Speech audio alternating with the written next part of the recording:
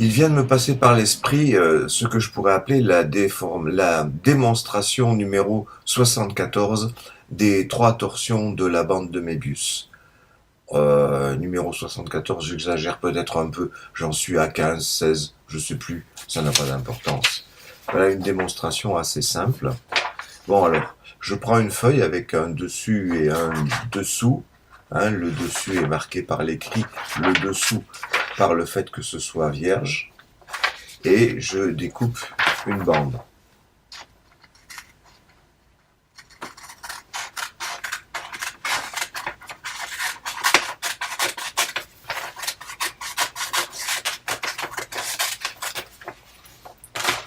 Voilà.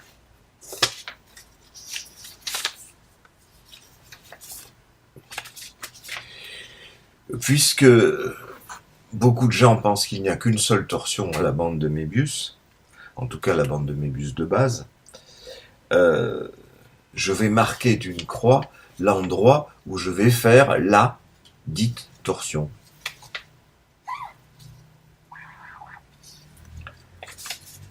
Voilà. J'effectue cette torsion et je m'aperçois, comme d'habitude, que ça fait un nœud papillon, mais ça ne fait pas une bande de Mébius. Il faut rajouter une torsion ici et une torsion là pour parvenir à faire rabouter le dessus et le dessous de façon à construire une bande de Mébius. Donc un petit bout de scotch pour la faire tenir.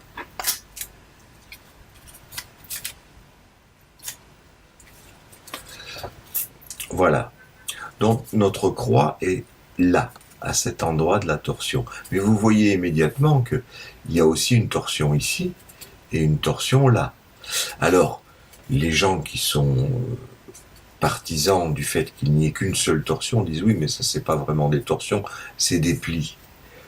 Mais oui, mais si je fais circuler cette torsion et que je la mets à la place des plis, est-ce qu'on va dire que les plis sont toujours des plis ou est-ce que c'est la torsion qui se sera déplacée? Eh bien, on va voir. Je mets mon doigt sur la croix ici et en l'appuyant sur un support, je vais faire glisser la torsion plus loin.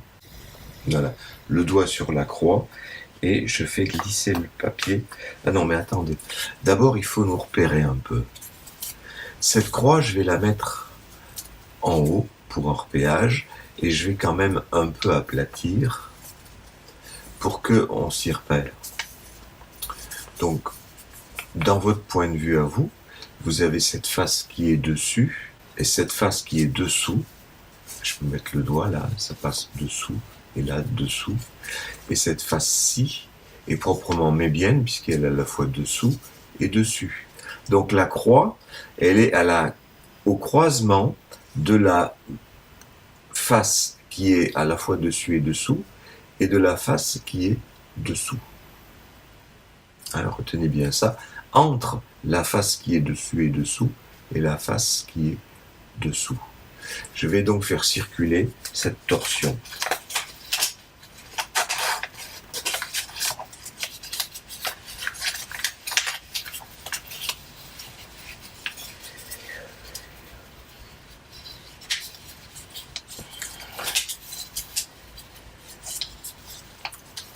Donc, je replie je redonne du pli pour qu'on s'y repère. Vous voyez qu'on a toujours la face dessous ici, la face dessus là, la face à la fois dessus et dessous ici et là. La torsion qui était là s'est déplacée ici. Donc, ça veut dire que cette torsion qui est là, c'est aussi la torsion de départ. Et en fait, non. Donc ça veut dire que les torsions sont équivalentes. Et je peux faire la même chose et continuer de faire circuler la croix, c'est-à-dire ma torsion initiale, un peu plus loin.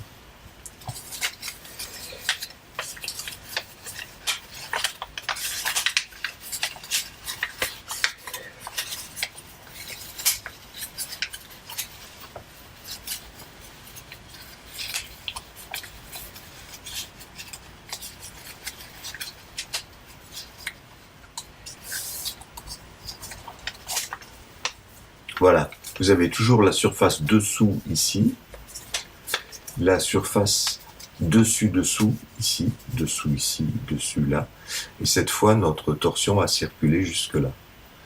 Donc preuve est faite que la torsion dite initiale, qui était dite la seule torsion, elle peut se situer à tous les endroits. Donc toutes les torsions sont équivalentes. Voilà, démonstration que la bande de Mébius minimum ne peut avoir que 3 torsions et non pas une.